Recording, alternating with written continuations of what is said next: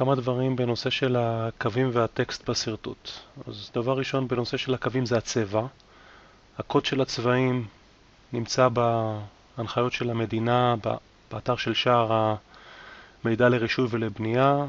מי שלא מכיר, זה צבעים קונבנציונליים והמדינה מזכירה אותם לכולנו כאן בתוך המפרט.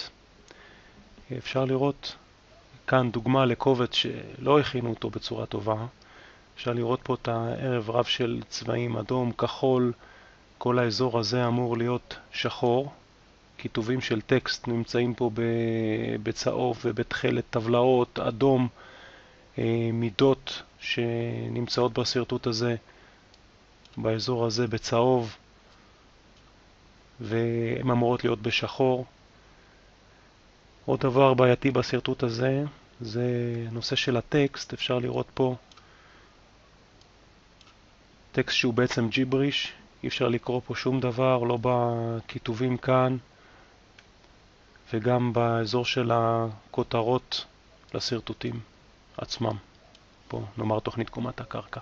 אז גם עוד בעיה של ג'יבריש, גם צבעים, סגול, כל הדברים האלה אמורים להיות בשחור. דבר נוסף שצריך להקפיד איתו בנושא של הקווים זה העובי שלהם. אפשר לראות בסרטוט הזה קווים עבים מדי, הם עולים אחד על השני, אי אפשר לקרוא פה לא את הטקסט וגם לא את הסרטוט עצמו. גם פה אי אפשר לקרוא שום דבר, וההנחיה שלנו או הבקשה שלנו היא לכוון את העובי הקו, ה-line weight, ל-0.